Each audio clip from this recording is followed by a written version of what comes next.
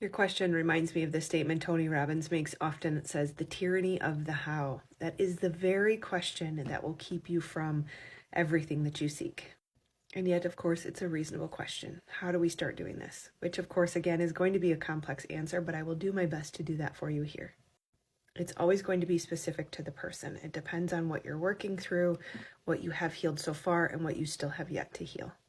For the sake of giving you the most thorough answer I can, I'm going to assume that you have not done any healing and that you're just starting out on the journey. That means likely that you're still dealing with some sort of conditioning, programming, or possibly even complex trauma from either childhood, where you didn't feel safe, seen, heard, cared for, or loved for an extended period of time. It can also happen in your teen years or in toxic relationships at any point in life. So for healing this conditioning, programming, and or complex trauma, my first recommendation is somatic healing therapies. I use something called brain spotting. There are other things out there if you prefer something different. But the key is getting to know the body, being in the body. And as people always say, nobody wants to hear it, but you have to feel it to heal it. Typically, that kind of healing journey will take at least 6 months, can be a couple years. You learn to work with the body, work with the nervous system, and understand when you're in fight or flight versus when you're in rest and digest. Now, in your healing period, you will need to be in rest and digest more often than fight or flight if you have historically lived in hypervigilance.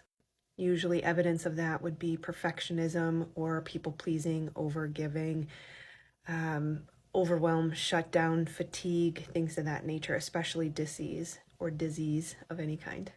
Then once you've healed and you start to make friends with your activated nervous system state, you will have to pull yourself out of that perpetual healing mode and start to take action towards your dreams and desires.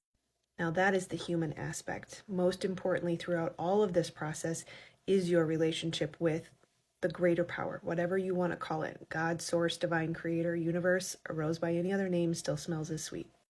The divine is in your body and is what will help you heal, as well as what will guide you towards your purpose. The unfortunate part is we never get the 5-year roadmap or the 10-year vision. We get only the next right step. So we want to be in constant communication. It starts with meditation. It starts with reclaiming the power and authority that you've been given. And it starts with initiating conversations through questions. Instead of saying, I can't do something, you ask, how can I do something? As an example, most people will start out by saying, I can't afford to get the help. And instead of making that statement, you ask the question, how can I find help? And then it becomes a game of Marco Polo. Guidance, action, guidance, action. Constantly checking in for new guidance and never assuming that what was right yesterday is right today. Hope this helps.